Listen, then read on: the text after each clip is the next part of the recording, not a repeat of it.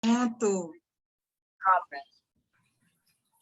Boa tarde a todos e a todas. É um prazer cumprimentá-los aqui, agradecer a presença. Eu vi que nós estamos aqui com participantes de alguns estados, né? Não só pessoas daqui de Salvador.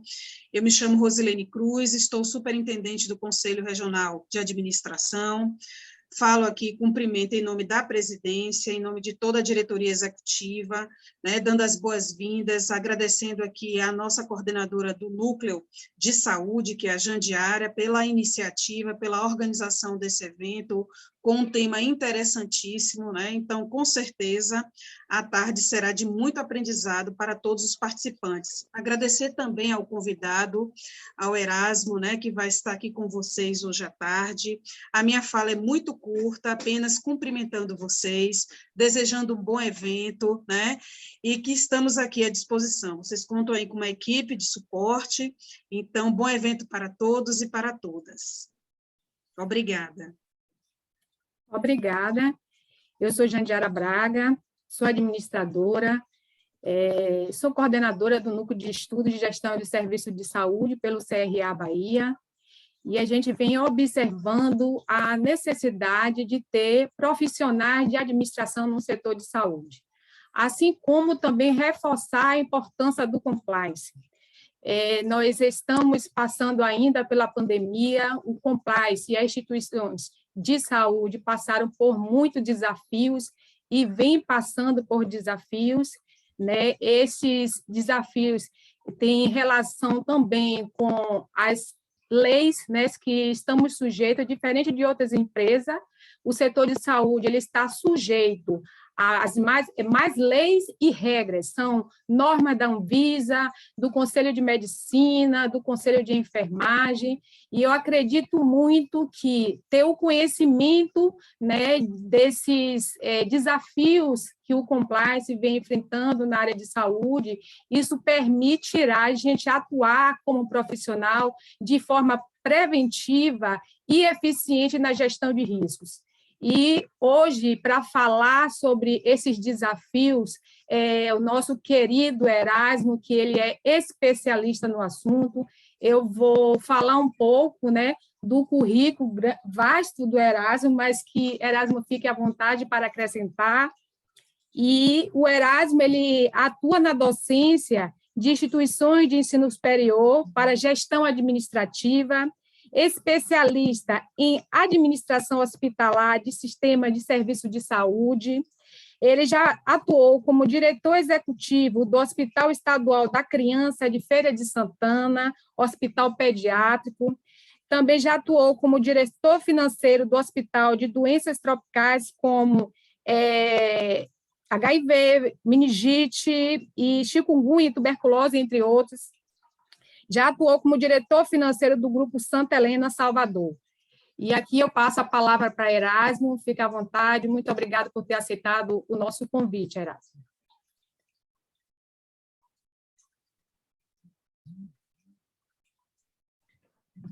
Boa tarde a todos.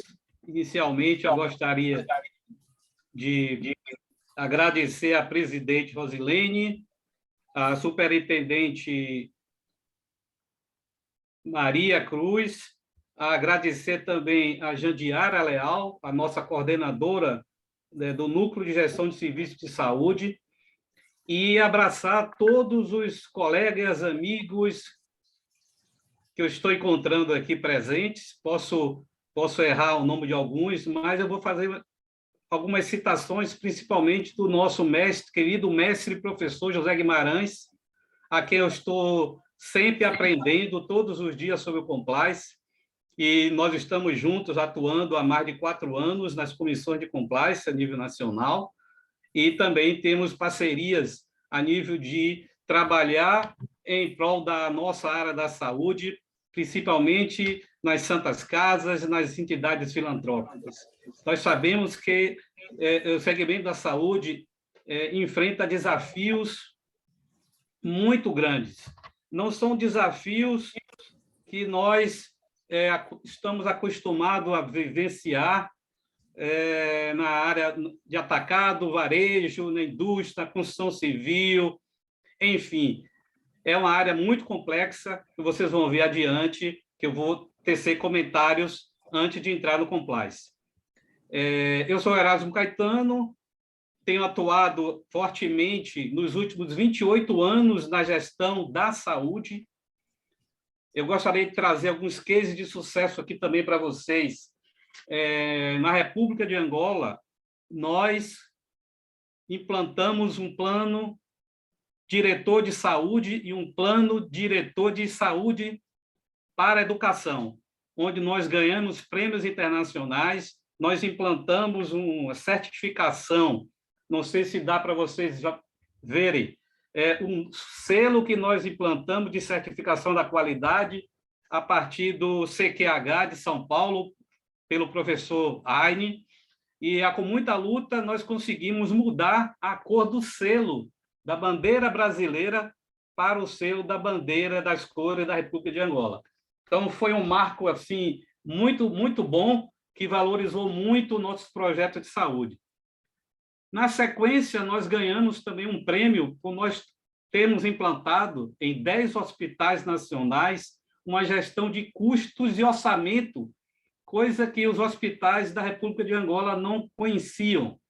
E aí, depois de um ano de trabalho, nós fomos muito vitoriosos e fomos contemplados na revista Caras Internacional, aqui está a ex-Miss de Angola, onde nós fomos entrevistados na edição do ano de 2008, no dia 14 de junho do ano de 2008, quando nós implantamos um escritório da Planisa na República de Angola, coroando com êxito um trabalho assim muito produtivo e profícuo. Retornando ao Brasil, nós tivemos da OPAS Americana, pela gestão do Hospital Estadual da Criança, o ECA, o ofício SDE 63/1, 029 do 12, de 26 de junho de 2012, onde a OPAS Americana nos concedeu o título de um dos melhores diretores executivos de hospitais da América Latina. Então, isso vem a brilhantar justamente nossa atuação na área da saúde, que eu estou compartilhando com vocês. E, mais recentemente, no ano de 2019, nós fomos convidados a publicar um artigo pela editora Anjo, Líder Extraordinário, quando nós fomos contemplados pelo nosso trabalho na área da saúde, na gestão da saúde, onde nós escrevemos artigos e dando um exemplo de como nós precisamos atuar dentro de uma área bem complexa, um pouco da nossa experiência de vida. Recentemente, também, graças à iniciativa de vários amigos, nós estaremos também, a partir do convite do CRA, nós também aceitamos um convite onde nós vamos estar iniciando uma palestra na cidade de Santos, em São Paulo, onde vai ser o primeiro simpósio de um núcleo de saúde para clínicas médicas, laboratórios e hospitais de média e alta complexidade. Então, são eventos assim que nos deixam assim, muito, muito contentes, mas assim, nada está parado ainda. A gente quer avançar, a gente quer trabalhar, a gente quer avançar e progredir muito, porque nossa área da saúde, tanto a área pública como a área privada, necessitam muito de nossos esforços. E hoje eu vou trazer um pouco, passar rapidamente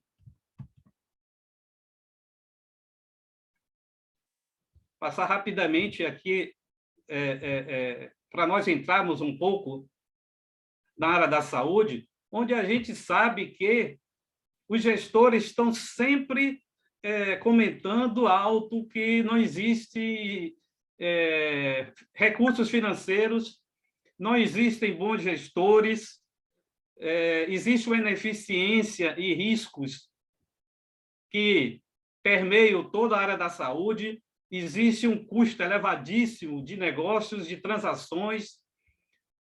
Do lado também dos gestores, falam que as operadoras de plano de saúde, por um desalinhamento com a ANS, não conseguem deixar a carteira equilibrada dos planos de saúde, e, consequentemente, a ANS vem tumultuando um mercado que poderia estar dando segurança a nós, usuários, a nós que temos parte de uma carteira de saúde com a medicina suplementar. Então, o que mais se ouve na área da saúde é que faltam recursos. Será que é só mesmo falta de recursos? Vamos ver lá na frente e vocês vão chegar à conclusão comigo. Do lado da saúde pública, nós sabemos que os recursos orçamentários são finitos, mas os déficits, os gastos são infinitos, são ilimitados. Precisamos ainda ter uma sinergia forte do setor da atenção básica com o setor secundário, o setor terciário. O terceiro setor, através dos hospitais filantrópicos, fazem e dão uma contribuição muito grande ao sistema público de saúde através do nosso SUS. Infelizmente, ainda, a caneta do médico na área pública, ela participa diretamente dos custos hospitalares, dos custos de laboratório, da cadeia de valor, que vou falar mais adiante. E, para não falar também, assim, que existem as desigualdades regionais, tanto a nível político, econômico, como estratégico a nível de estar tendo um alinhamento do Ministério da Saúde com as secretarias estaduais de saúde e a Secretaria Municipal de Saúde.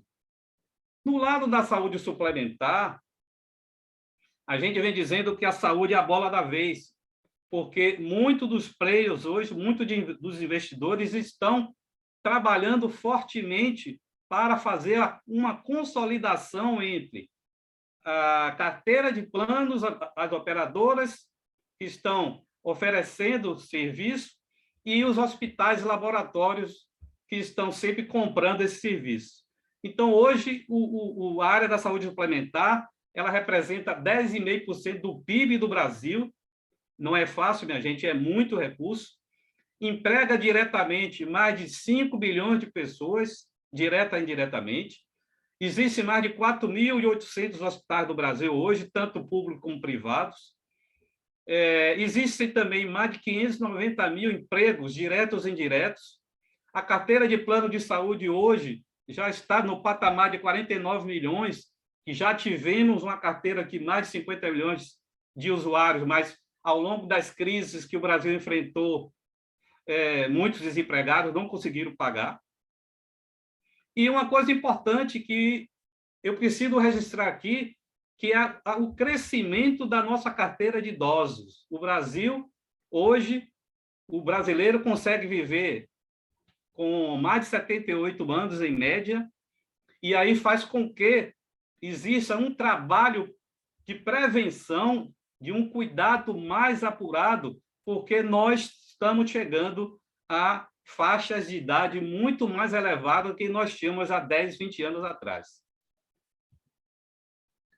Durante a pandemia, nós temos que reconhecer e bater palmas para todos os profissionais de saúde, principalmente ligados ao SUS, que conseguiram segurar grandes dificuldades da pandemia que nós enfrentamos. Por outro lado, também, os hospitais deixaram de receber uma grande fatia da sua receita operacional devido a um pânico e a um medo generalizado, pregado, a nosso ver, sem necessidade, mas que nós conseguimos superar também. O alto custo dos EPIs na pandemia, como máscara, álcool em gel, luvas, eles não foram repassados aos hospitais pelas operadoras de plano de saúde. Isso causou um desequilíbrio muito grande. Mas, por outro lado, também tivemos notícias boas. Houve uma melhor implantação de remuneração com base na performance. Até antigamente, nós só tínhamos fee-for-service, onde tudo que os hospitais, laboratórios de clínicas enviavam para operadoras, essas operadoras pagavam 100%. Hoje não existe mais isso. Existe as práticas das glosas. Infelizmente, a prática das glosas vem tumultuando ainda o ambiente, mas essa remuneração por performance veio justamente para preencher uma lacuna do modelo fee-for-service lá atrás, dos pacotes de cirurgias, e hoje a remuneração que está avançando, né, a partir justamente dos novos acordos que os players que sentam justamente dentro da cadeia de valor para negociar. Outra notícia boa foram os investimentos em qualidade e acreditação, cresceu muito também nesse período da pandemia, os investimentos também em tecnologia da informação, e a tendência da verticalização entre operadoras e hospitais. Vocês imaginam que, recentemente, no Brasil, grandes operadoras se juntaram, compraram hospitais, grandes hospitais compraram operadoras. A nível de Bahia, vocês sabem como tem se comportado, principalmente esse mercado em Salvador, e também a verticalização fazendo com que exista uma redução de custos de uma forma escalonada dentro da área da saúde. Também houve notícia boa, que foi a aprovação da telemedicina e da teleconsulta, que há muitos anos a área médica, os hospitais, as clínicas vêm sugerindo isso, mas depois de muito embate, o Ministério da Saúde conseguiu implantar a telemedicina, a teleconsulta, que tem ajudado muito o atendimento aos usuários. Por outro lado, também, a população começou a se preocupar com os cuidados básicos de saúde. Quantos de nós, se não tivesse uma pandemia, não sairia correndo quando chegasse do supermercado para higienizar seus produtos, lavar as mãos, sempre, 2, 3, 4, 5 vezes, antes das principais refeições, ou dentro do seu escritório, apesar de que hoje nós trabalhamos de um modelo híbrido, né? Nós trabalhamos de forma presencial e de home office. Mas a população acordou para esses cuidados, coisas que antigamente a população deixava de lado. E também, infelizmente, é uma notícia triste que a gente tem que comentar, mas já está melhorando. Houve um descontrole das práticas de governança e compliance, porque muito dos recursos que foram circulando, principalmente na área pública, eles foram desviados. Infelizmente, não é segredo para ninguém, eu não vou aqui entrar nesse detalhe, mas depois que nós começamos a ver a defesa do compliance por várias instituições do Brasil, através das empresas públicas, do setor privado, nós começamos a ter um outro gap de pujança de crescimento para a área de compliance e governança no Brasil. Na cadeia de valor, o que eu comentei com vocês imaginam quantos stakeholders funcionam dentro dessa cadeia de valor. É o cliente nosso, que somos usuários, somos os pacientes, as farmácias, as distribuidoras de medicamentos, a indústria farmacêutica, todos os serviços de governo, os hospitais, médicos, a indústria de equipamentos, operadoras e planos de saúde, todo o serviço de apoio ao diagnóstico terapêutico, a distribuidora de materiais que preenche aquela lacuna daqueles fornecedores que não conseguem atender a todos os seus usuários. Enfim, é uma cadeia de valor complexa. Então, quando eu começar a falar do compliance, vocês vão ver como é difícil implantar e começar a área de compliance dentro da área da saúde. Mas nós estamos avançando, nós estamos crescendo e já estamos vendo muitas experiências vitoriosas a nível de Brasil como um todo. Falando um pouco do compliance, aqui a gente fala sempre, de uma forma bem resumida, que é fazer o certo sempre. Daqui a pouco eu vou citar um conceito do nosso mestre e amigo professor José Guimarães, que ele diz com muita propriedade que vamos começar primeiro a fazer o certo. Depois nós vamos avançando e vamos começar a trabalhar dentro dos 3 pilares fundamentais do compliance: prevenção, detecção e resposta. Vamos trabalhar com a gestão de riscos e os controles, vamos trabalhar na gestão da integridade, vamos implantar o canal de denúncia, implantar um código de ética e conduta, fortalecer a gestão de forma independente, porque é sempre bom que a área de compliance tenha uma independência, ficando abaixo somente de um conselho de administração. Não é aconselhável que a área de compliance fique subordinada a uma gerência, ou uma diretoria, uma coordenação. Em entidades de empresas que estejam de pequeno porte, de um perfil mais simples, o compliance está dentro da área jurídica. Mas, na medida em que as ações começam a ter um planejamento voltado para esse crescimento, é sempre bom que exista essa agregação.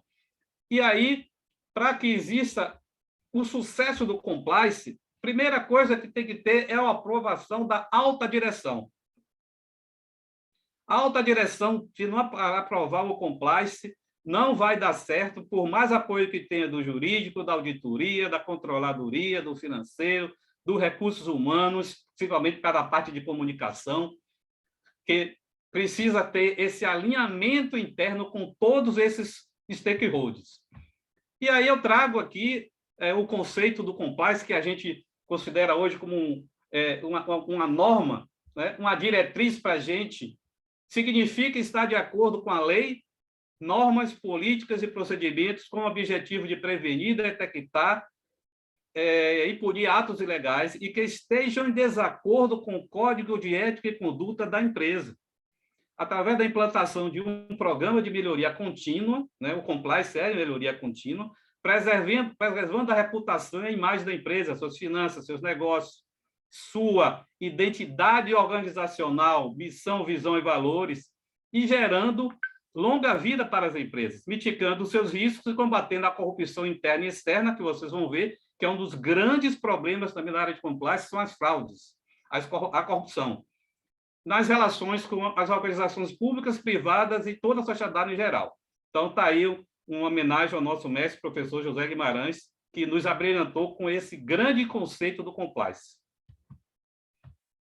Avançando mais nas sínteses dos 3 pilares importantes, prevenir, detectar e responder, a gente sempre trabalha na prevenção para informar o que é que deve ser feito, que controles nós precisamos ter, como é que nós devemos seguir as normas e rotinas, como é que nós devemos integrar os processos, a parte educacional, os treinamentos, até nós atingirmos esse grau de maturidade na empresa, nós trabalhamos e implantamos um código de ética e conduta. E aí nós começamos a preparar todos os gestores da organização através de treinamentos, né? Incentivo para que no canal de denúncia, quando tiver que ser constituído, as pessoas não precisam se identificar, só precisa justamente colocar sua denúncia, que o compliance vai lá começar a providenciar a uma avaliação através da detecção, ou a nível das diretorias internas, ou a diretoria de compliance, ou identificar fraude, se for o caso, e atos ilícitos, enfim, um sistema altamente abrangente de controle. E as respostas, justamente, que nós precisamos dar à empresa, à sociedade, a partir de nós evitarmos que o compliance deixe existir fraude dentro da empresa, que exista uma avaliação contínua desse monitoramento dos riscos. Vamos começar a trabalhar muito na mitigação dos riscos, e as consequências claras seriam, normalmente, uma advertência oral, escrita, até uma demissão. O importante é que, quando o compliance chega dentro da empresa, ela tem que ter toda essa visão desse arcabouço, porque não é fácil. Você já imaginou você treinar 1.000 e poucos funcionários dentro de um hospital, 2.000 e poucos funcionários dentro de uma grande rede hospitalar, mas é preciso que, na prevenção e na detecção das respostas, a gente tenha certeza que o compliance veio para ficar. O compliance agrega valor, o compliance faz com que as pessoas se aproximem e tornem sempre aquela visão futura de que dias melhores serão vividos dentro da sua empresa. Como eu falei antes, existem fraudes que nós precisamos combater. E aí nós trabalhamos, é importante a gente identificar o triângulo das fraudes.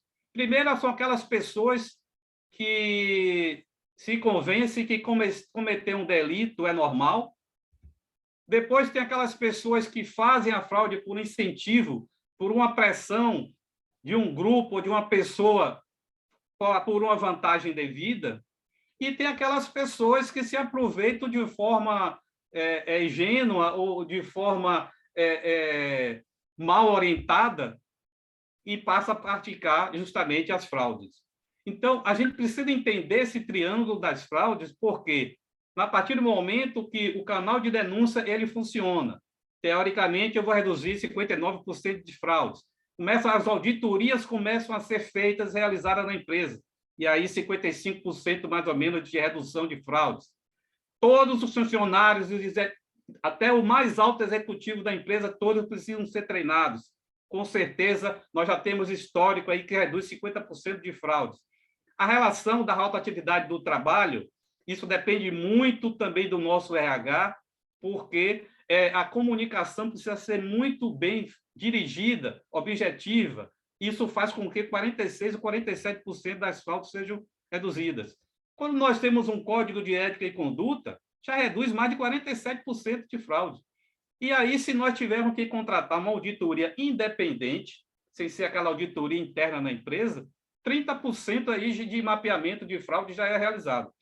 Então, o importante, minha gente, é que nós temos que combater essas fraudes, elas existem, não vieram agora, não nasceram agora com compliance, já começaram bem antes, lá atrás, quando se falava em governança corporativa, e depois chegou o compliance, que já existe há mais de 50 anos no mundo, mas graças à pressão internacional, ao CDE, a classificação do Brasil com novo patamar em relação ao mercado financeiro de commodities, ao mercado, à balança comercial, fez com que o Brasil abraçasse e trouxesse o compliance, nem só com o advento da Lava Jato. A Lava Jato foi o pilar principal, mas de lá para cá a gente consegue ver como o compliance tem avançado bastante no Brasil. Essa parte da pandemia que eu falei que houve um descuido, graças a Deus isso já está sendo resolvido, mas o importante é que as pessoas estão começando a enxergar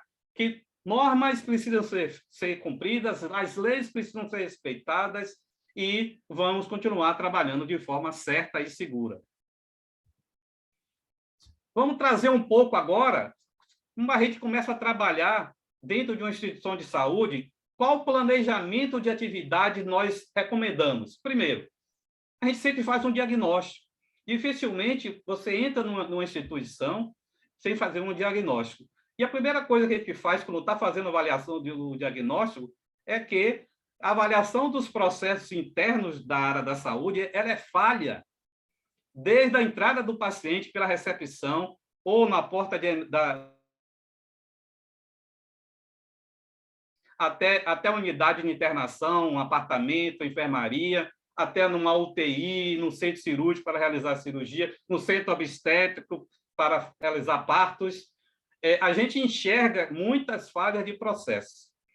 Então, para que o compliance na empresa ele tenha certeza que vai caminhar de uma forma satisfatória, nós precisamos chamar a atenção da alta direção para rever os seus processos. Se não tiver essa visão de rever esses processos, vai demorar muito para o compliance começar a atingir aquele grau de satisfação que nós almejamos. E aí, quando a gente entra na empresa, a gente faz essa reunião com a alta direção para explicar o programa de compliance, né? Quais são os conceitos, as definições, quais são os objetivos, como é que funciona o programa de integridade. As instâncias de poder, a gente tem visto também que, às vezes, são muitos os interlocutores que pregam poder dentro da instituição. Mesmo você tendo um conselho de administração, mas você tem um diretor superintendente, você tem um diretor executivo, você tem um diretor técnico, um diretor médico, um diretor financeiro, um diretor administrativo, até chegar às gerências e depois chegar às coordenações.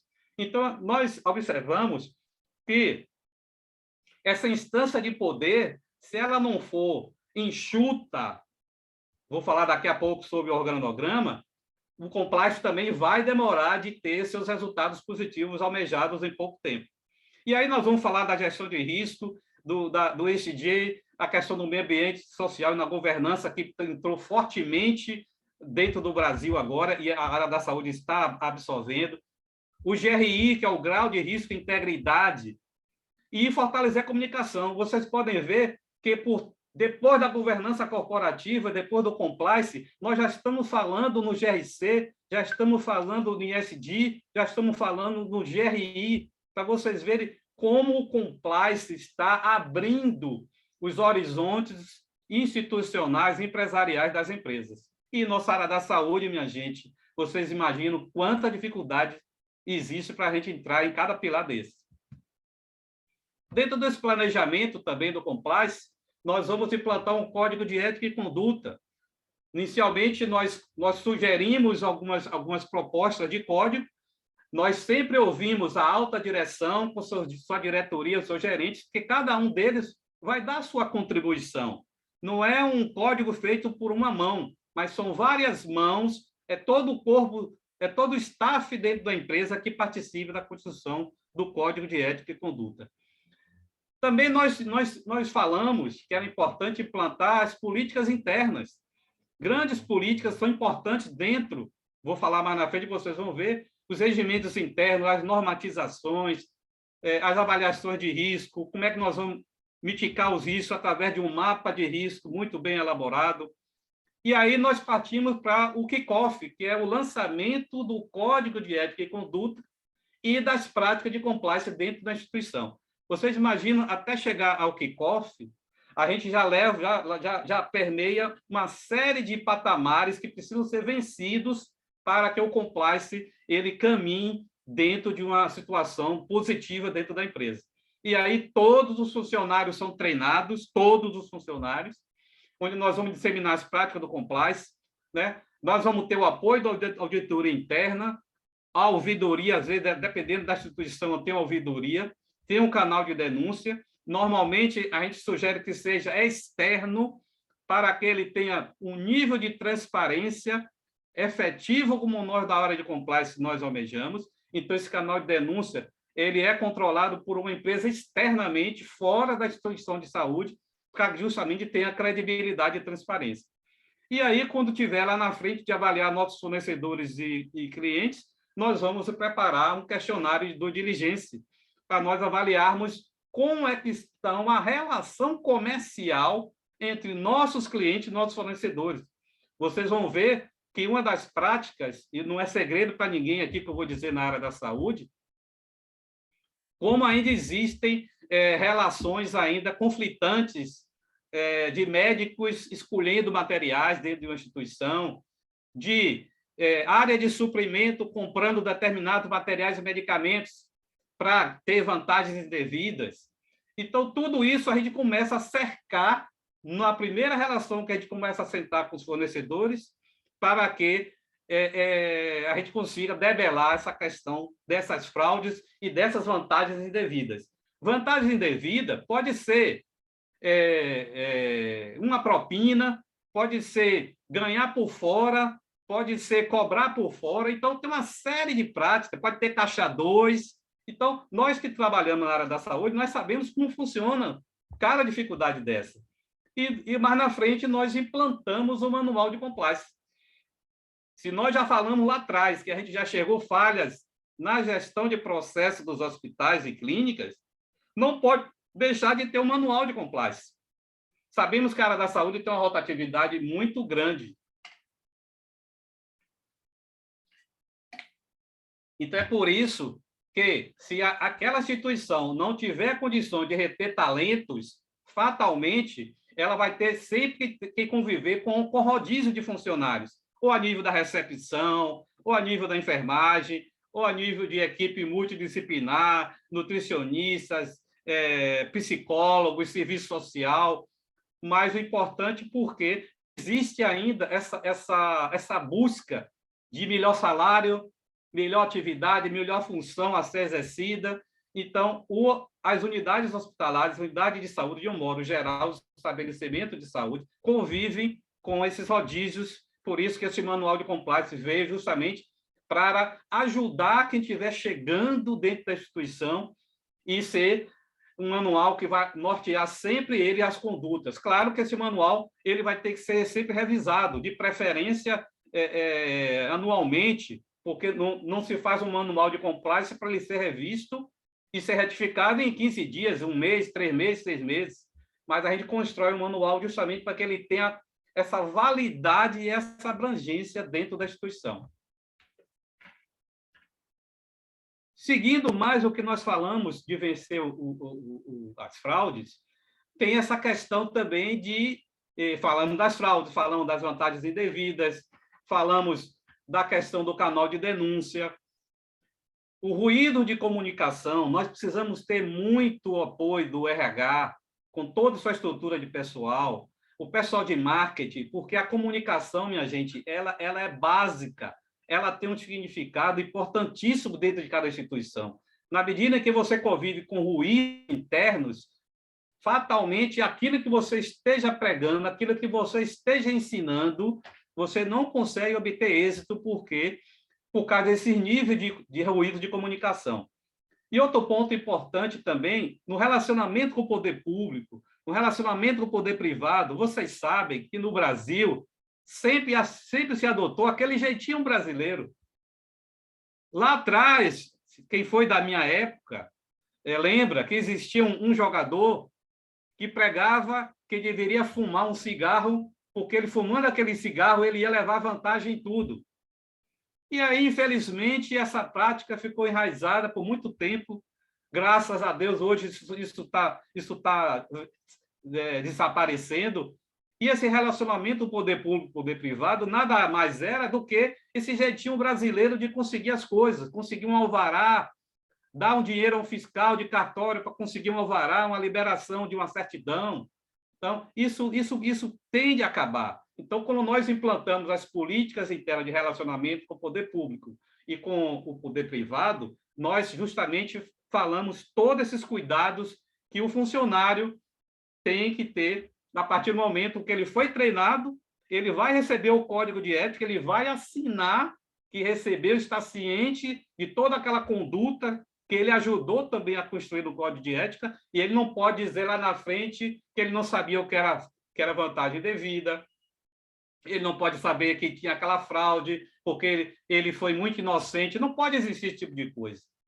E outra coisa, minha gente, que hoje a gente vê muito nas nossas organizações, nas santas casas, nas entidades filantrópicas, muito dos contadores, muito dos financeiros, eles fazem uma prestação de contas para tumultuar a fiscalização do governo federal, governo estadual e governo municipal. Claro que isso é uma minoria, mas ainda existem profissionais que atuam dessa forma.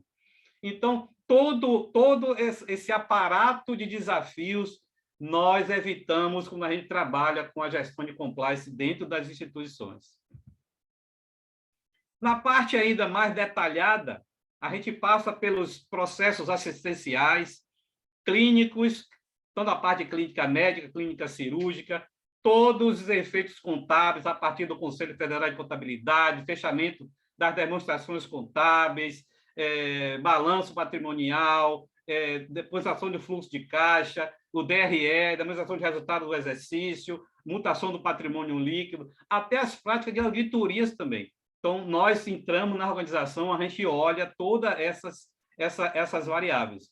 A questão do faturamento de contas médicas, principalmente no SUS, quando você trabalha com um contrato de gestão ou um convênio nas entidades filantrópicas ou nas organizações sociais que administram hospitais públicos, a questão do SUS tem muita importância nas metas qualitativas e quantitativas, porque nas metas qualitativas e quantitativas é onde justamente vão existir as glosas. A partir do momento que são liberados 70%, em média, de um orçamento na área pública para o hospital ser tocado, os 30% são variáveis. Ele só é liberado na medida em que você começa a cumprir as metas qualitativas e quantitativas. E aí, na parte também da parte dos convênios, quando trabalha com os operadores de plano de saúde, o faturamento é primordial, que ele tenha um alinhamento muito forte com a área comercial, e os honorários médicos através do contas médicas. Então, são 3 áreas: comercial, faturamento e contas médicas, que não podem ficar isoladas dentro de um contexto hospitalar. Na parte financeira, toda a movimentação dos recursos, entrada de recursos, saída de recursos, ou se é operacional, ou se é não operacional, ou se são recursos de investimento, ou se são doações. Tudo tem que estar muito bem analisado e contabilizado. Passamos também pela parte técnica, no relacionamento com a enfermagem, com os auxiliares, com todos aqueles serviços de apoio ao diagnóstico, todo ligado ao SADT, a parte jurídica. Vocês também sabem como é difícil hoje a judicialização na saúde. Aqui eu não vou falar nada que vocês não conheçam, mas hoje qualquer advogado chega à porta de um juiz, obtém uma liminar para que determinado procedimento, determinado medicamento, ele seja cumprido pela área médica. Isso, às vezes, minha gente, vem destabilizando muito a relação comercial com a operadora, com o plano de saúde e com o usuário. Então, essa é uma das grandes também dificuldades do compliance, é saber que a área jurídica ela também tem normas e regras a cumprir, ela segue leis, mas ela não pode ultrapassar aquela vantagem que ela tem, uma ética, a vantagem jurídica, da ordem jurídica, que seja seguida por todas as instituições. A Constituição Maior, de 1988, está aí para todo mundo ler. A ninguém é dado o direito de desconhecer a lei. Então, principalmente essa questão da judicialização de saúde, realmente uma dificuldade na hora que nós estamos trabalhando e implantando o compliance. E aqui a questão da prestação de contas, como eu falei com vocês, que muitas instituições não sabem prestar contas mensalmente, trimestralmente, a um Tribunal de Contas do Estado, a um Tribunal de Contas do município, a uma controladoria, ao Ministério da Saúde. Então, a gente enxerga também muitos erros de apropriação de valores e registros nos nossos controles contábeis e financeiros. Dentro desse planejamento das atividades também, a gente observa que, quando nós passamos pela parte do ESG, a parte todo o meio ambiente, social e governança, a gente vai se preocupar como é que está o desenvolvimento social e ambiental daquela instituição. O ambiente é saudável? Existe um ambiente seguro? Existem as práticas de inovações tecnológicas que respeitam a relação do ser humano como funcionário dentro da ética, eliminando assédio moral, assédio sexual? Como é que estão os investimentos trazendo inovações tecnológicas para melhorar esse ambiente dentro das organizações? E também buscamos solução de eficiência na economia e nos resultados, porque quando a gente detecta que a empresa está passando uma dificuldade financeira, está tendo déficit de caixas mensais, alguma coisa precisa ser feita. Ou ele implantar um plano de contingenciamento de gastos para ter um controle maior dos gastos, ou ele buscar o crescimento de uma receita, ou ele buscar efetivamente uma melhoria dos processos internos, e aí entra o administrador, que hoje ele tem um papel fundamental dentro das organizações. Esse administrador da área da saúde, ele tem uma visão macro do que é gerir uma empresa, gerir um negócio, conhecimento de finanças, conhecimento da área de negócio, conhecimento de estudo de viabilidade econômica, porque tudo isso faz parte do compliance que está funcionando. Ele precisa também demonstrar se o negócio da empresa que ele está avaliando realmente um negócio bem gerido. E, se ele está em dificuldade financeira, ele pode buscar recursos de terceiros para melhorar seu capital de giro. Mas o cuidado é ele não pegar capital de terceiros somente para pagar dívida. É ele pegar um capital de terceiros para reinvestir na instituição e fazer ela voltar a crescer. Também a gente avalia a questão da resiliência dentro da instituição e a melhoria contínua na identificação desses riscos dentro da área do compliance. Ainda dentro do ESG, a gente também tem um olho bem mais, vamos dizer, acurado na questão ambiental para a gestão dos resíduos, nós sabemos que tem muitas instituições de saúde que não conseguem atualizar a sua gestão de resíduos. Isso é um problema seríssimo. Uso de fontes renováveis de energia. Se a empresa tem condições de estar aproveitando energia solar, energia eólica, os processos de poluição de água e da água e do ar dentro da instituição. Será que a instituição ela tem esses controles, esse monitoramento? E se ela tem negociação com fornecedores que possam estar justamente utilizando os insumos orgânicos de forma correta. E aí a gente volta a falar de novo do social. Quais são os critérios sociais que a empresa esteja adotando? Se ela tem um plano de previdência para os funcionários, se ela respeita os direitos humanos, se ela consegue dar treinamento adequado a todos os colaboradores. E, mais uma vez, valorizando a identidade organizacional através da missão, visão e valores. Muito disso é importantíssimo para funcionar o compliance. E na parte ainda de ESG ligada à governança, é como essa transparência da relação dos gestores com os diretores, com os funcionários dentro da administração. A transparência financeira e contábil, que eu já falei, que é justamente alocar os recursos de uma forma correta, devida, nos seus demonstrativos financeiros e contábeis. Os relatórios financeiros têm que ser honestos e têm que espelhar a realidade da instituição.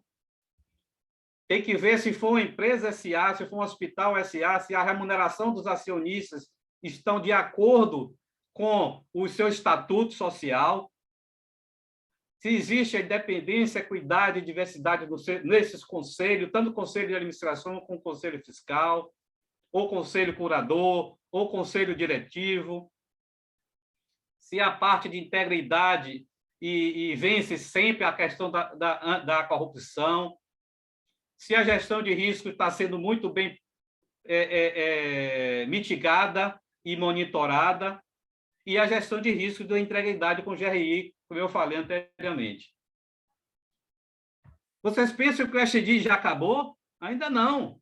Hoje em dia, já tem um cenário de investidores que ficam observando as instituições que trabalham com diversidade, inclusão e equidade, mudanças climáticas, a parte de governança e ética e integridade nas relações, se a qualidade de vida dos colaboradores, agora mesmo em tempo de pandemia, quantos funcionários trabalharam home office?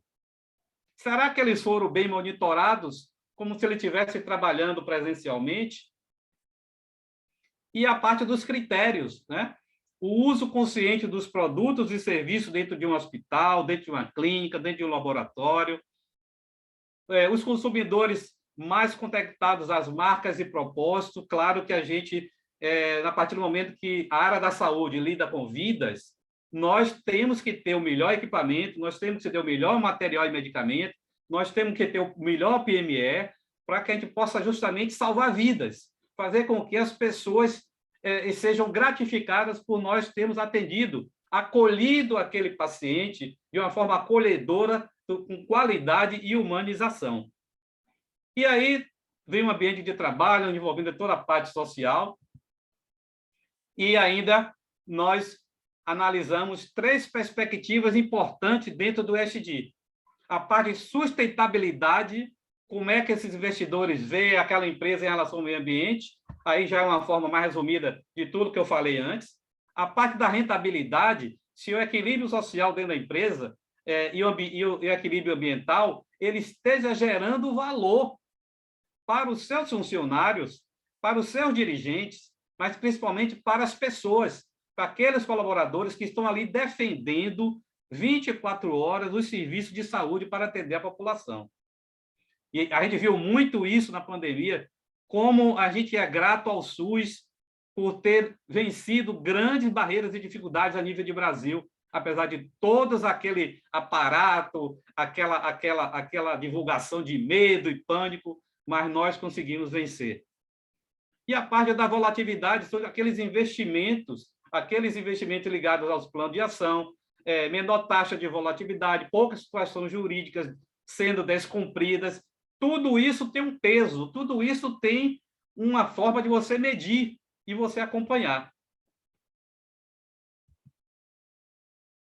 Na parte do mercado financeiro, ligado ao mercado de capitais, tem justamente esses índices aqui, eles são acompanhados pelo mercado financeiro, pela Bolsa de Valores, para aquelas instituições que são SA e têm um capital aberto e operam em Bolsa de Valores, né? Mas a gente vai passar aqui muito rapidamente sobre isso. E o compliance também ajuda a gente ter uma visão melhor de um raio-x sobre a área da saúde no Brasil.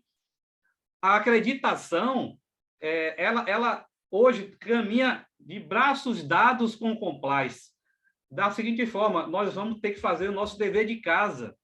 Como é que estão sendo as políticas públicas do SUS?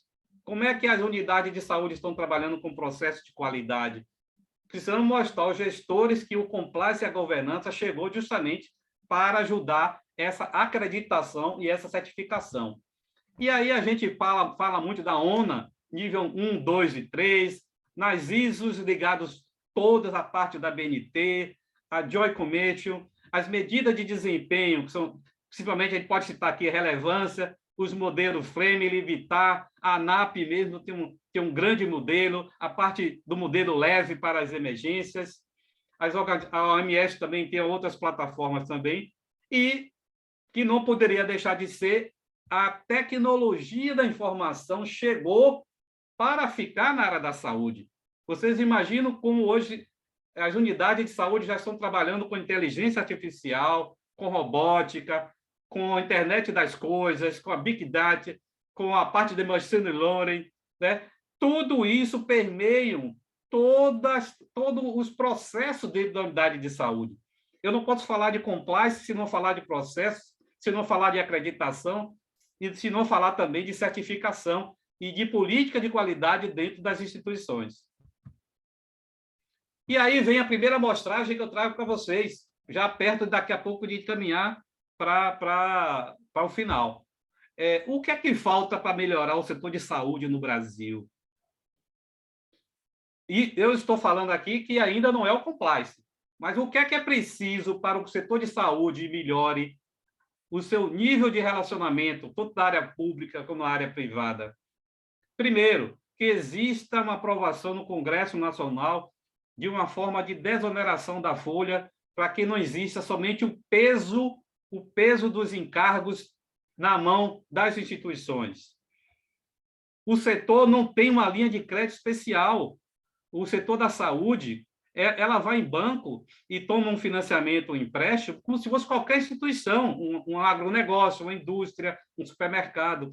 Então, o que a gente enxerga é que precisa ter linhas especiais, porque a área da saúde, como eu disse a vocês, nós lidamos com vidas, nós salvamos vidas. Então, a gente não pode ter e disputar o mesmo espaço de uma construção civil, de uma indústria. Não existe uma política fiscal e tributária diferenciada. Isso a gente já fala há mais de 10 anos no Brasil. Poucas instituições hoje têm acesso às ferramentas tecnológicas, porque, minha gente, custa tecnologia e informação, custa dinheiro, custa investimento. E nem sempre as instituições têm esses recursos para bancar.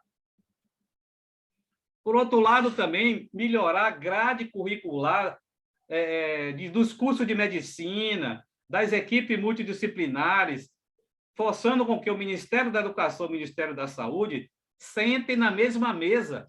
Por exemplo, a gente vê que hoje é inadmissível a gente ver gestores que estão administrando a área da saúde, médicos, psicólogos, terapeutas, fisioterapeutas, sem entender um pouco de finanças, sem entender um pouco de custos, sem entender um pouco de visão empresarial. Então, nossa grade curricular precisa mudar. Por isso que a gente ouve dizer assim, no Brasil, poucos gestores são eficientes na área da saúde. É porque, justamente, esse gestor, ele sai da faculdade, ele precisa fazer um mestrado, um MBA, um doutorado, para se especializar, porque as faculdades não ensinam o que ele precisa aprender. Daí, melhorar essa grade curricular que nós estamos sugerindo aqui. Ainda existem vários investimentos, graças a Deus, no Brasil, O Brasil, na pandemia, deu um salto, minha gente. O Brasil está produzindo vacinas, coisa que não vinha acontecendo há muitos anos, mas na pandemia veio nos ensinar isso. Existe um maior envolvimento das academias hoje com as instituições de saúde, porque sabe que, formando profissionais, ela vai estar ajudando a contratar gestores bem preparados para gerir a área da saúde. E aí, mais uma vez, a divulgação das práticas de compliance e governança para melhorar justamente esse ambiente. Por outro lado, a gente espera ver, num futuro, que a gente não sabe ainda quando, uma unificação dos prontuários, tanto da área pública quanto da área privada. Minha gente, foi feita uma pesquisa recente, que eu não tenho os números aqui agora. Um médico no setor privado pede determinados exames para um paciente antes de fazer uma cirurgia. Se ele for no setor público, o médico vai pedir aqueles mesmos exames que ele pediu na área privada. Então, se nós tivéssemos esse prontuário, tanto na área pública como na área privada, unificados, poderia ter uma redução de custo muito grande na área da saúde. O que ainda precisa ser resolvido é o problema da LGPD, que são os dados sensíveis, porque nem todas as pessoas têm acesso aos prontuários. Somente a família e os médicos. Mas ainda existem instituições que não têm prontuário eletrônico e os prontuários são manuais. E aí faz com que muitas das pessoas, uma recepcionista, uma enfermeira, vários médicos, um funcionário, vá ter acesso justamente ao dado daquele prontuário daquele paciente. Existem falhas de comunicação a nível federal, estadual e municipal.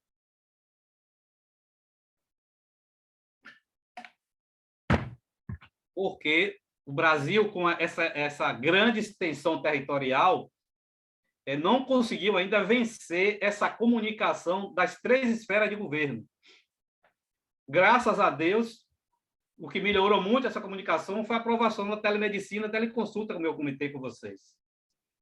Então, existe ainda dificuldade de integração das unidades com os conselhos médicos, a parte toda de sinergia e aprovação de orçamentos, a aderência dos pilares dos programas de compliance. E uma coisa que está convivendo muito hoje dentro das nossas áreas de saúde, minha gente, é metaverso. Vocês já sabem que nós estamos hoje no mundo digital.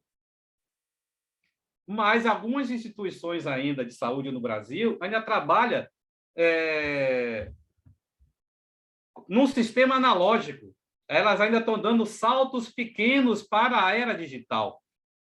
Então, quando nós sabemos que existem instituições que trabalham já com avatares no mundo digital, eliminando totalmente o papel, eliminando decisões burocráticas através de uma comunicação digital, a gente fica perguntando até quando nós vamos ter ainda muito papel na nossa área da saúde, muita burocracia a ser vencida, se ainda as instituições não estão, algumas, não estão conseguindo recursos para investir em tecnologia e informação, né?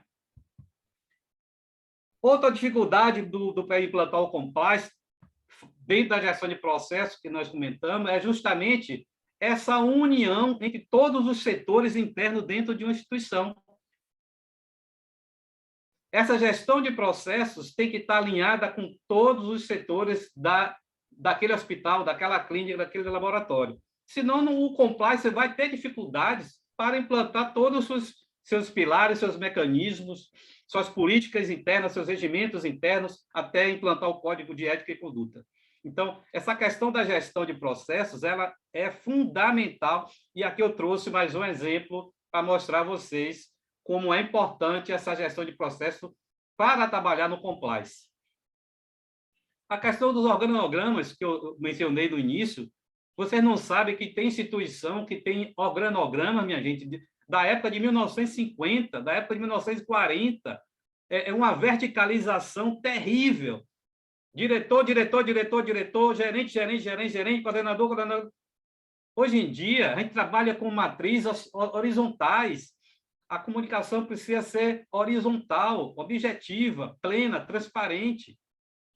Aí o RH precisa justamente ajudar o compliance a melhorar essa sinergia, essa integração interna dentro da empresa.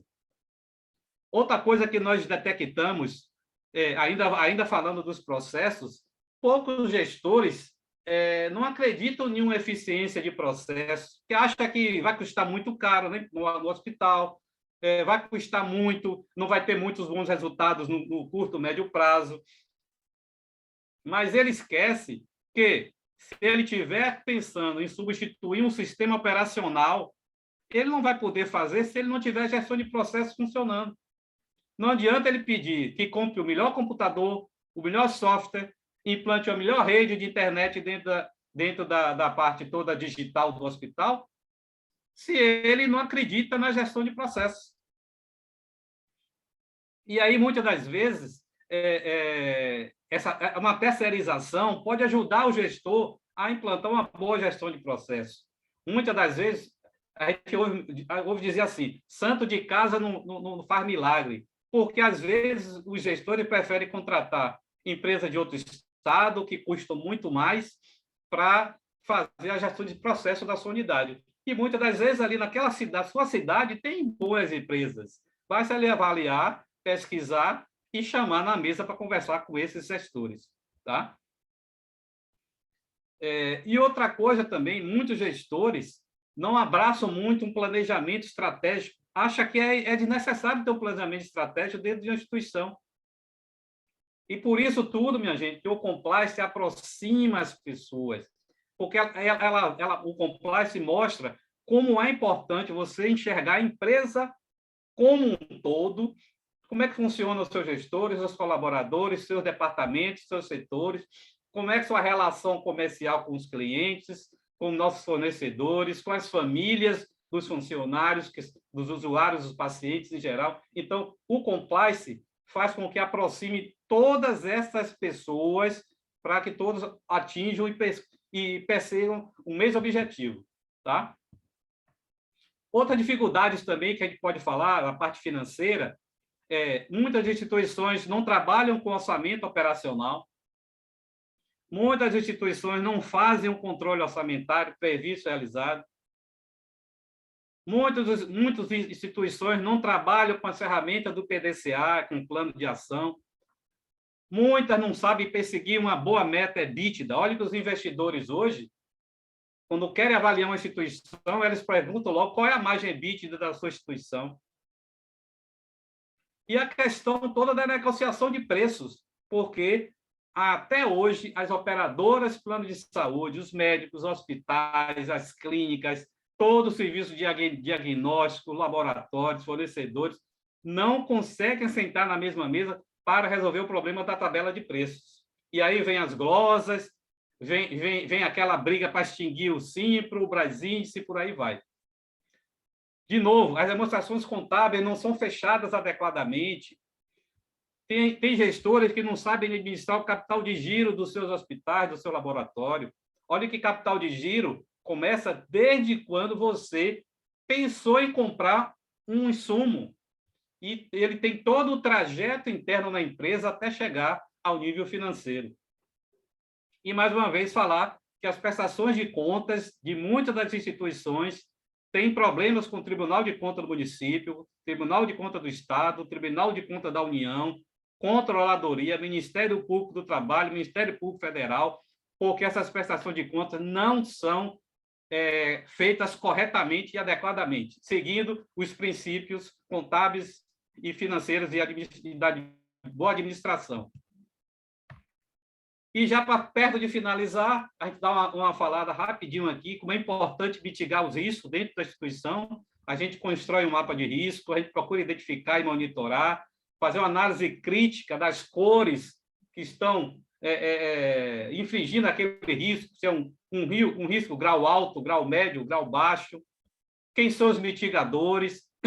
E aí a gente, paralela a essa mitigação de risco, que eu já tinha falado com vocês, a gente fala das políticas importantes e necessárias que o compliance precisa monitorar. Primeiro, política de compras. Tem que ter uma política, a instituição precisa ter uma política de compras.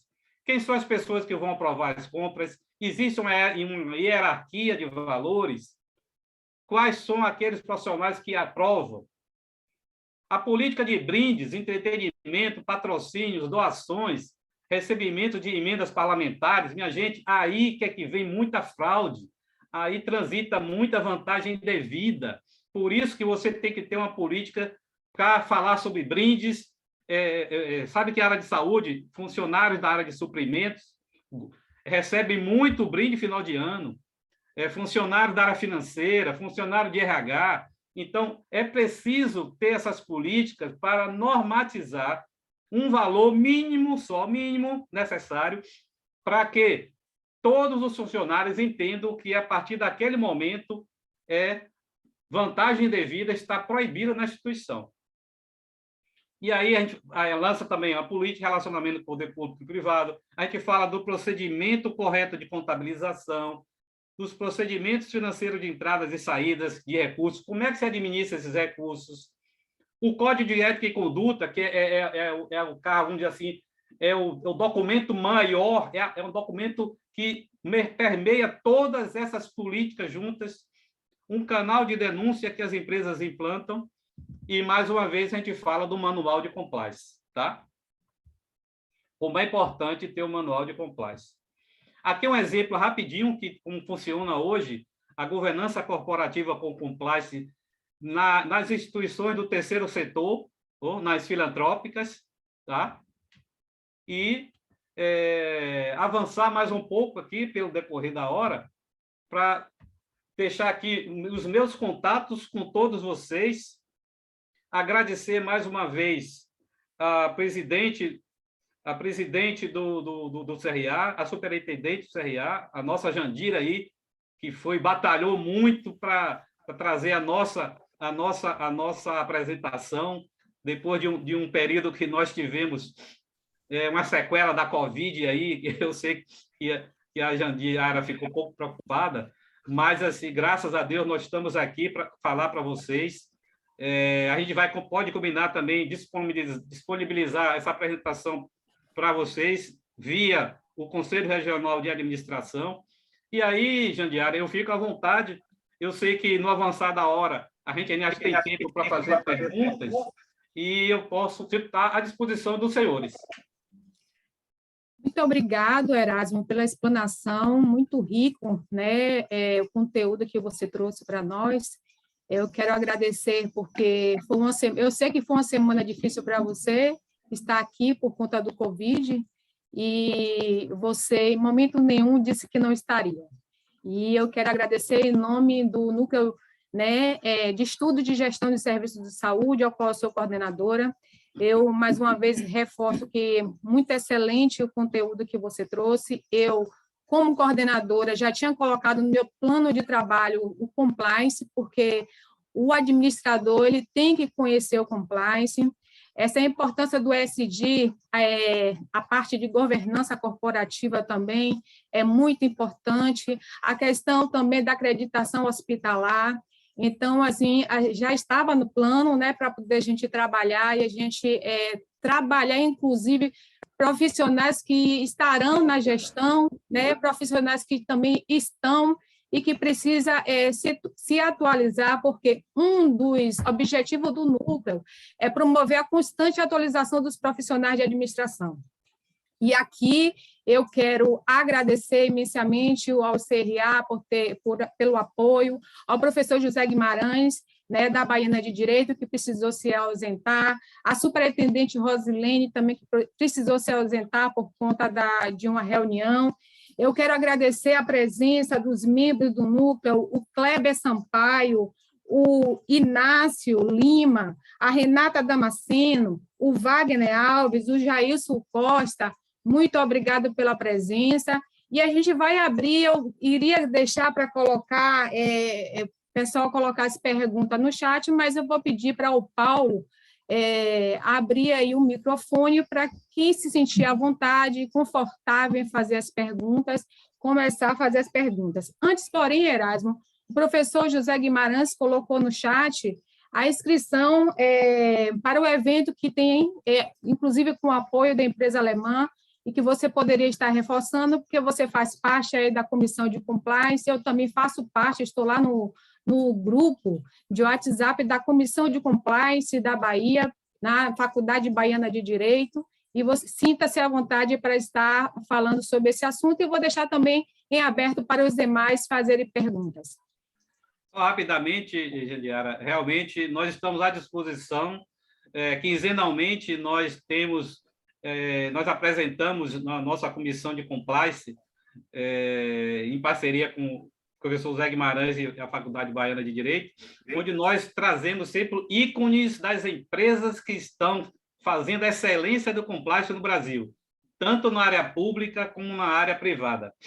E agora, recentemente, o professor vai estar capitaneando um grande projeto de saúde na área para o compliance, e que vocês vão ter mais notícias no longo da nossa comunicação. A Jandiara também faz parte e participa também da comissão. Nós vamos estar monitorando ela de todas essas informações.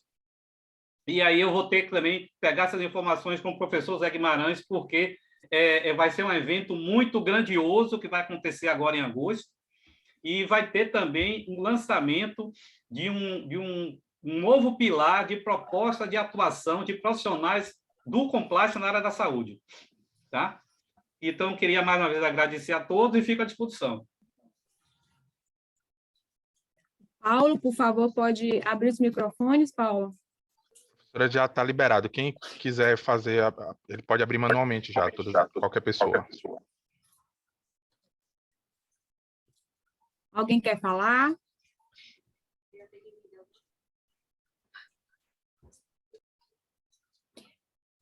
Uma parte que eu achei muito interessante, Erasmo, que a gente tem que reforçar dentro das instituições, que você abordou muito bem, ainda é o desafio com a comunicação. Nós temos empresas que têm o programa de compliance, em que muitos colaboradores não sabem nem o que significa a palavra compliance, né? Há ruído, sim, na comunicação, mas há também a falta de informação. Eu sou administradora, mas eu estou vivenciando, né, gestão de processos há 17 anos que eu estou na área de saúde, e eu trabalho no operacional, e eu estou do lado de cá e vou observando. Eu já passei por diversas empresas em que ainda a comunicação é muito falha. Estar em compliance, instalar um programa de compliance não é modismo. Instalar um programa de compliance é algo que tem que ser levado a sério, como você colocou, a alta gerência, né, participar, e essa questão também do treinamento, porque não é simplesmente na admissão do colaborador entregar um manual de compliance ou entregar uma documentação para que esse colaborador que está entrando na instituição, ele venha assinar esse manual. É muito interessante, porque eu sei que aqui tem gestores e a gente precisamos educar as pessoas, porque há uma expressão que diz que o óbvio, até o óbvio, ele precisa ser dito. Então, a gente tem que conscientizar, educar esses colaboradores, porque ainda falha, existe ainda medo de retaliação com relação ao canal de denúncias, tem pessoas que nem sabem o que é o canal de denúncias, então é importante a gente trabalhar muito essa comunicação. Acredito ainda ser um desafio do compliance, não só a questão das leis, que a gente temos muitas leis, inclusive agora em janeiro tem uma lei que foi muito recente, que é a Lei 14.289, que inclusive fala do sigilo, né? Preservação e sigilo garantido sobre as condições portadoras de vírus dos pacientes. Antes, a gente já tem na legislação da enfermagem, né, a resolução da enfermagem sobre o sigilo, sobre o prontuário do paciente, mas essa lei, que está muito recente, de janeiro deste ano, ela fala sobre o sigilo não só de um paciente soropositivo, mas um paciente também de hanseníase, de tuberculose. Então, assim, a gente tem que trabalhar muito essa questão do treinamento dos colaboradores, das pessoas que estão chegando, né, para trazer isso de forma consciente, que pessoas, as organizações, né, elas são um sistema aberto, né? E que tem pessoas, e os colaboradores são os nossos clientes internos, e são pessoas que são falhas, e que precisam realmente ser orientadas para que, quando alguém chegar e dizer assim, por favor, eu tenho um primo, eu tenho uma tia, eu tenho um vizinho que está aí, você poderia me passar o quadro funcional, ou como é que está o quadro dele? A pessoa dizer, infelizmente, é norma da nossa instituição, por questões do compliance, a gente não dá essas informações. Até mesmo por telefone, né, não revelar essas informações, porque as informações é do prontuário, é do paciente. Então, isso a gente precisa muito, eu venho acompanhando nesses 17 anos, eu sei que o compliance entrou mais em vigor a partir de 2013, 2014, mas a gente precisa muito trabalhar essa parte ainda de treinamento dentro das instituições de saúde. O Kleber... Jandiara, você foi muito feliz, só eu queria complementar aqui. A maior dificuldade do compliance, depois de tudo isso que eu falei, é a alta direção abraçar e ter certeza que vai dar certo. Porque se a alta direção não abraçar, como é que um funcionário que está mais embaixo ali vai acreditar que vai funcionar? Então, essa comunicação precisa ser muito bem colocada. O RH tem um papel fundamental nessa comunicação. Vocês imaginam, nós que trabalhamos, e aí eu faço auditoria em Santas Casas, nós estamos no período eleitoral. Nós sabemos como é a pressão para os políticos indicar X pessoas para trabalhar em determinadas unidades.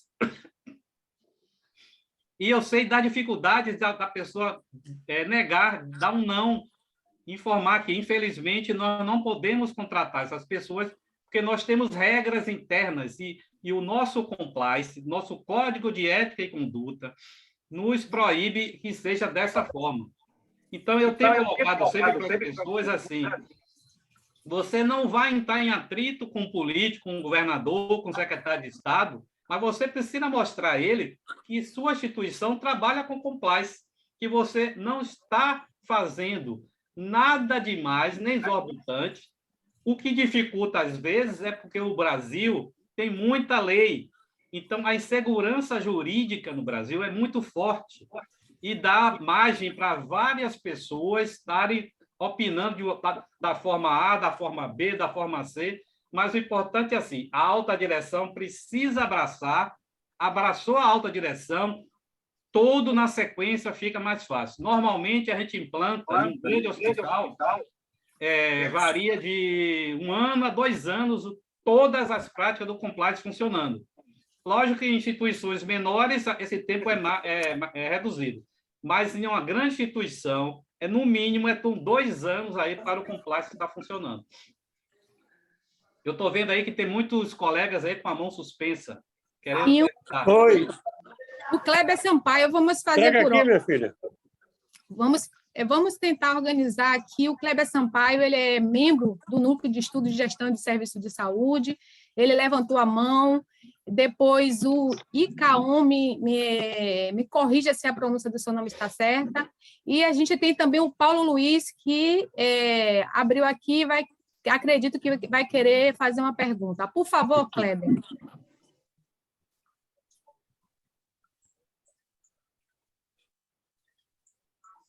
Kleber? Ou Icaon?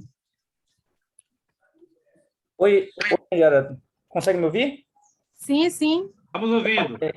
Professor, na verdade, eu tenho duas perguntas ligadas à parte corporativa e denúncia. No caso, a primeira, quando um funcionário faz algum tipo de denúncia referente à gestão do seu superior, essa equipe de compliance, quando faz a análise técnica e a pesquisa, se é verídica ou não essa denúncia, há uma conversa prévia com os envolvidos direto, já que a equipe de compliance tem que manter em sigilo a denúncia? Kleber, obrigado aí pelas 2 perguntas. Você foi bem feliz na sua colocação. Quando a gente sugere que o canal de denúncia ele seja um órgão externo, é para justamente ter o funcionário ter a certeza que ele está fazendo uma denúncia, não precisa colocar o nome dele, ele está fazendo uma denúncia, preocupado com a produtividade da sua área, do seu trabalho, do seu serviço, e ele vai aguardar que o canal de denúncia avalie justamente essa denúncia dele, e, a depender da denúncia, a auditoria interna vai ser chamada, o gestor de compliance vai ser chamado, o profissional de RH vai ser chamado, desde que aquela denúncia tenha um caráter muito forte, um apelo muito forte de uma transação que um funcionário fez, um assédio moral, um assédio sexual, que são realmente problemáticos hoje em dia. E muitas das vezes as pessoas não ficam com medo de denunciar, porque não querem ver seu nome envolvido em processos, em auditorias. Então, por isso que o canal de denúncia ele funciona externamente, né? O canal de denúncia ele vai compilar essa denúncia, a depender do grau do risco, ele vai conversar com somente pessoas autorizadas, ou de uma auditoria interna, ou gerente de RH, ou gestor de Porque compliance. tanto você vai botando uma coisa e alimenta não sei o quê, aí ela foi abrir lá, não sei o quê, de Chicago para alimentar. Pessoal, desliga o microfone aí, por favor. Pode continuar, professor. Então, é justamente isso, Kleber. Muitas das pessoas, às vezes, não acreditam no canal de denúncia porque o canal está funcionando dentro da própria instituição, então ela não acredita que vai ter resolutividade. Mas, na medida em que a gente faz a solicitação e sugere que o canal de denúncia esteja funcionando numa empresa externa, fora dos muros daquela instituição, você pode ter certeza que você vai ter respostas lá na frente. No caso, professor, a outra pergunta seria o seguinte: caso seja verificada essa denúncia procedente, a equipe de compliance ela tem poder para dispensar o gestor, o líder de determinada área, ou o gerente direto e o diretor executivo da empresa que deve ser comunicado dessa denúncia, e eles sim resolverem se vão dispensar ou não o funcionário? Outra boa pergunta, Kleber. Obrigado. Normalmente, o seu gestor superior imediato, ele precisa responder porque aconteceu aquela denúncia dentro da sua área, dentro do seu setor, do seu departamento. Na medida em que esse funcionário não comentou com ele, fez a denúncia, esperando que exista um retorno pelo setor de compliance, ou pelo RH, ou pela auditoria, é porque o gestor, em algum momento, ele falhou como líder do setor que a pessoa esteja trabalhando, permitiu que houvesse aquela denúncia, daí o compliance entrar fortemente para implantar todas as políticas internas da empresa. Por isso que o funcionário, quando recebe o Código de Ética e Conduta, ele assina tendo a ciência que tudo que ele fizer de transgressão daquela parte que foi grave, ele tem ciência daquilo, ele vai responder pelos seus atos. E aí o compliance tem poder, sim, a depender dessa gravidade, pedir o desligamento daquele funcionário da empresa. Agora, ele tem que reunir, juntamente com a auditoria interna, com o setor de recursos humanos, as provas, as avaliações. Como é um segredo que não pode estar vazando para A, B ou C, pode ser que demore um pouco, mas todas essas denúncias são respondidas e têm tomado as atitudes.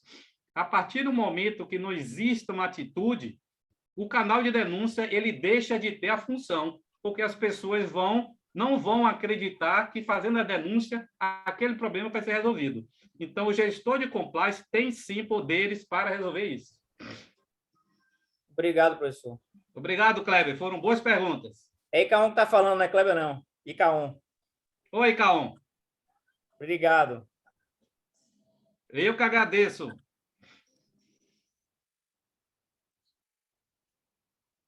Estou vendo aí na sequência, né, o Olá, Luciano Figuergutti. boa tarde.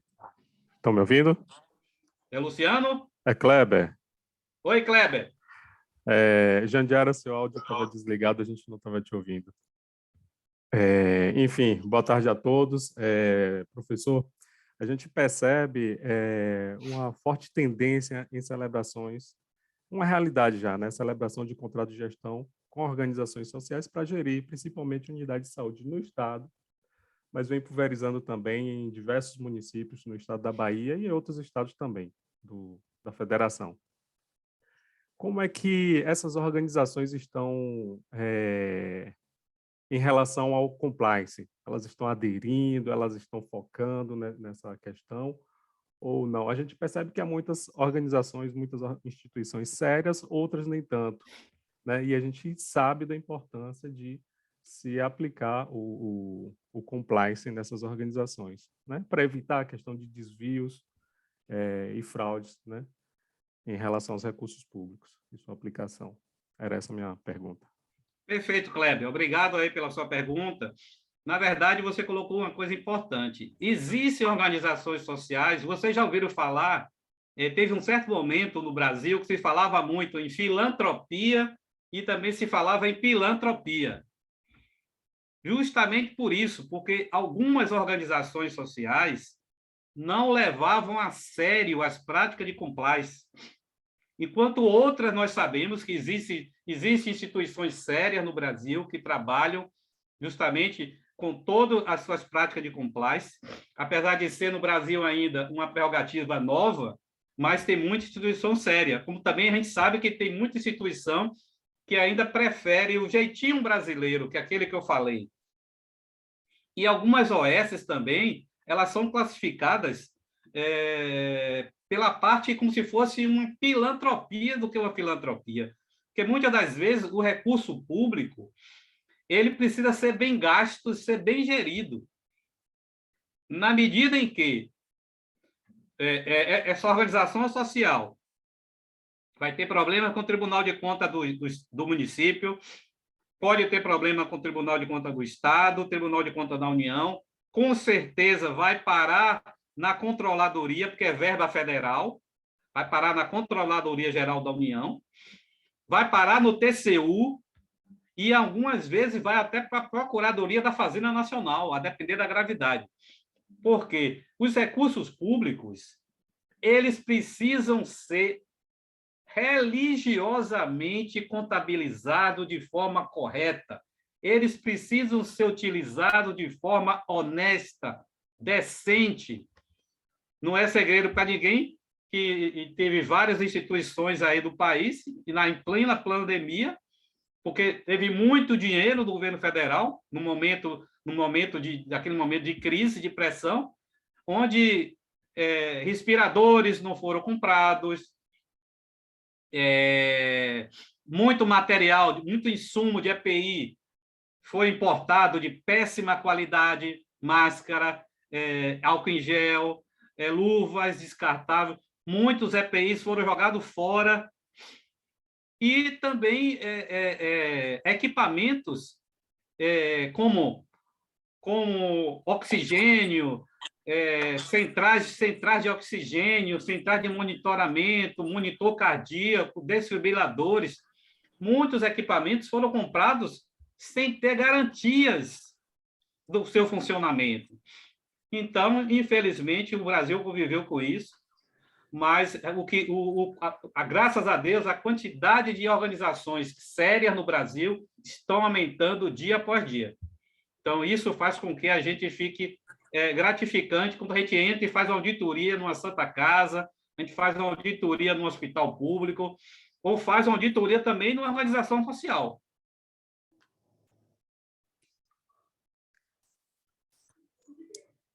Ok, Kleber? Talvez fosse o caso de, no momento da qualificação da OS junto ao Estado ou município ou até o governo federal, fosse exigido, né, a prática do compliance em sua instituição para, não garante, mas seria o primeiro passo para a gente ter uma certa garantia aí, né? Com certeza, Kleber. Seriedade hoje na contratação. Hoje em dia, os editais de licitação pregão eletrônico, já trabalho com as práticas de compliance. O compliance hoje, na hora que você começa a fazer a due diligence, que você tem aquela circularização entre você, um fornecedor, você, um cliente, você pode ver quantas estatais, inclusive a Petrobras, só contratam hoje empresas que têm nos seus programas de compliance atuantes e já funcionando. Não é que ela vai dizer assim, não, eu vou participar de uma licitação, vou aderir ao programa de compliance para ganhar aquela licitação. Não é assim que funciona, não. Ele só entra naquela licitação se ele tiver as práticas de compliance funcionando adequadamente dentro da sua empresa. Ok, obrigado, professor. Obrigado, Kleber. O Luciano também levantou a mão. Boa tarde, professor. Eu queria saber como é que você vê essa relação entre indústria farmacêutica, indústria de OPME e alguns agentes, na maioria das vezes médicos, né? Que, na verdade, eles não são do quadro do hospital, das instituições de saúde, muitas vezes, né? São prestadores que, às vezes, fazem cirurgias eletivas. Os hospitais têm interesse que sejam realizados esses procedimentos no hospital. Acaba respingando no hospital algumas práticas, vamos dizer assim, não republicanas, né, de uma boa parte, né, de médicos ou de agentes de saúde. Como é que você vê que o compliance pode atuar junto a esses, vamos dizer, prestadores de serviço da entidade, né, já que eles não fazem parte do quadro seletista da entidade, ou estatutário, no caso? Perfeito, Luciano. Tudo bom? Há quantos anos a gente não se fala? Desde a UFBA. Foi um prazer revê-lo aí no nosso evento. Obrigado. Você tem uma pergunta importante. Eu vejo como um grande dificultador dentro das instituições de saúde a relação do médico com a indústria farmacêutica, principalmente na questão das OPMEs. É um vício, é uma prática nociva que os médicos hoje, na maioria das vezes, o corpo clínico dos hospitais são corpos clínicos abertos. Então, aquele médico ele é PJ, ou ele é sociedade civil, ou ele é IRELI. Dificilmente um hospital hoje contrata um médico para essa pessoa física, a não ser que ele seja um médico seletista e tenha uma dedicação exclusiva para trabalhar somente com aquele hospital. Então, você falou uma coisa muito certa. E esse é um dos grandes desafios hoje do compliance, é justamente chamar aquele médico, chamar a indústria farmacêutica, chamar os diretores daquele hospital, que não se convive mais com essa prática hoje. Nós sabemos que, num passado recente, quantos médicos tinham suas férias pagas pela indústria farmacêutica, cursos de extensão no exterior, mestrado, doutorado, viagem de toda a família. Isso acontece, não vou dizer a você que acabou isso, mas vem diminuindo muito, porque essa indústria farmacêutica, ela também passa pelas práticas de fiscalização do compliance.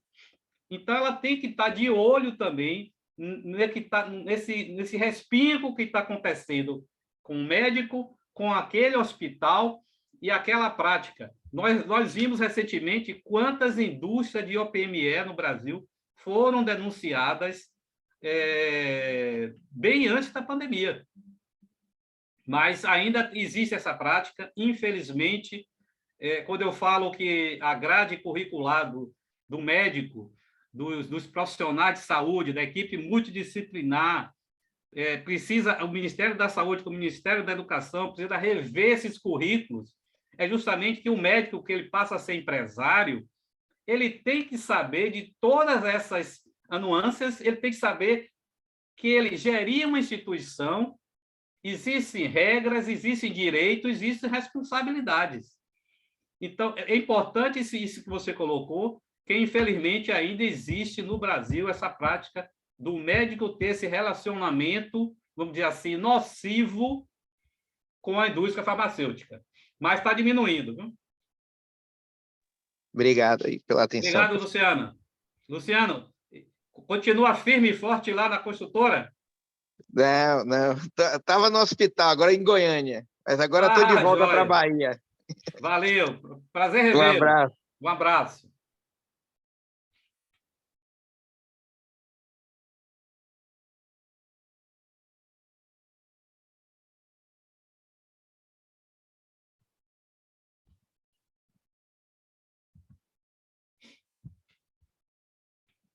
Jandiara? Olá, nosso evento ele já está quase encerrando, né? Estamos com 107 participantes no momento, já são 17h43. A gente vai dar aqui 7 minutos para quem quiser fazer a última pergunta, ou o professor Erasmo fazer as considerações finais. O senhor Paulo Luiz quer fazer a pergunta, por favor, poderia abrir seu microfone? Boa tarde. Boa tarde, professor. Boa tarde, Paulo. Eu estava vendo aqui no computador o conceito de compliance. Significa estar em conformidade com leis e normas externas e também com política interna da própria empresa. A minha pergunta, professor, é que você falou muito bem sobre corrupção. Quando um funcionário ou quando os colaboradores eles percebem que a alta administração não está em conformidade. Como é que fica essa coisa? Boa pergunta, Paulo. Nós observamos essa situação no período da Lava Jato. Exatamente. Onde os colaboradores se reuniram internamente na empresa, mas paralelo a esse encontro dos funcionários, já estava correndo um processo contra a alta direção da instituição e, por força justamente do compliance e vamos dizer assim, dos efeitos da Lava Jato, toda essa alta direção, essa diretoria teve que se afastar da empresa. Muito bem. Eu me lembro que isso foi muito debatido no Brasil, porque diziam assim, mas na hora que você afasta a alta direção da empresa, aqueles funcionários vão perder o emprego, que ele não teve nenhum problema. Quem teve o problema foi a alta direção que prejudicou e ele perdeu o emprego por causa daquele diretor. Mas, infelizmente, aconteceu isso mesmo, porque nós não estávamos preparados, a lei anticorrupção já sofreu 2 mudanças, nós não estávamos preparados para esse desafio. Sabemos hoje que a gente não precisa liquidar uma empresa para prender ou afastar a alta direção, os sócios, o conselho diretivo, o conselho de administração, o conselho fiscal. Não precisa fechar a empresa, só se essa empresa tiver altamente envolvida em fraudes assim gigantescas, que possa estar envolvido funcionário do setor A, gerente do setor B, coordenador do setor C. Aí sim, aí você vê que a empresa toda está totalmente contaminada. Mas foi talvez assim, um dos erros do processo da Lava Jato, ter afastado a diretoria das empresas, e quando afastou a diretoria das empresas, todos os funcionários tiveram que ser demitidos. Isso agravou muito o quadro, inclusive tem funcionários que até hoje não conseguiram recolocação no mercado de trabalho. Mas nós sabemos que foi uma falha, e com essas mudanças que estão vindo aí agora da lei anticorrupção, nós acreditamos que daqui para frente isso vai ser diferente. Toda a alta direção precisa ser afastada e precisa ser colocado um interventor dentro da empresa para que a empresa continue as suas atividades normais. Essa é a minha opinião. Muito obrigado. Obrigado, Paulo. Professor, mas aí não acaba tendo um conflito, não, porque você vai afastar a alta direção, mas os sócios vão continuar ganhando dinheiro com aquele edital, ou possivelmente com algum trabalho feito com dinheiro público. Ele só não vai ganhar a partir do momento que ele responde, o CPF dele é preso em todos os processos que ele participar no Brasil. ele não entra em nenhuma licitação, ele não entra em nenhuma concorrência, não participa, não. Hoje o Brasil tem, assim, não tem a melhor lei anticorrupção do mundo.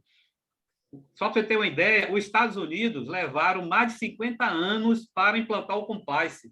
O Brasil começou a implantar o compliance 5, 6 anos para cá. Então, nós sabemos que muita coisa ainda precisa ser melhorada. Podem ter erros, podem, sim, normal. Até porque, como eu falei antes com vocês, existe muita lei no Brasil. O Brasil vive uma insegurança jurídica muito grande. Advogados interpretam de uma forma, desembargadores interpretam de outra, juízes interpretam de outra, os Supremos Tribunais interpretam de outra forma diferente, mas aí vai ser talvez um outro evento que precisa ser colocado com a liderança dos jurídicos, porque realmente é uma situação muito grave essa que se apresenta.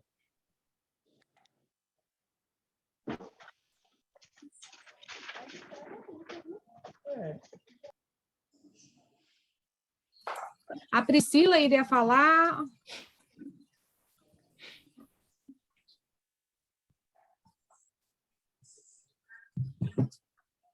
Pessoal, eu vou pedir para que todos possam abrir, quem puder, né, as suas câmeras. E eu quero dizer que nós estamos também, o CRA está disponibilizando no chat o link, né, que o professor José Guimarães havia comentado aqui, colocado, mas deu erro.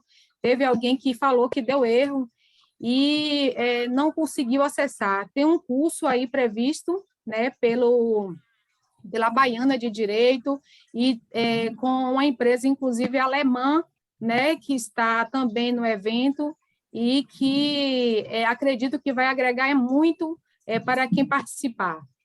Eu vou pedir, né... Eu vou falar com o professor Jandiara para poder disponibilizar o link novamente, e aí vai via o CRA, a gente manda para vocês. A gente colocou, professor Erasmo, no chat, eu consegui pedir ao CRA para colocar no chat. Excelente, Sim. Excelente. Sim, eu quero agradecer a todos, né, pelo apoio, pela participação, né, desse evento. É muito bom a gente estar, né, buscando conhecimento, vivendo um processo de melhoria contínua e poder contribuir, né, ser melhores gestores para as organizações. Eu estou muito grata com a presença de todos, com a presença do Erasmo, reforçando, o professor Erasmo, ele estava de Covid, e eu fiquei preocupada a semana toda, todos os dias eu mandava mensagem para ele. Bom dia, como é que você está?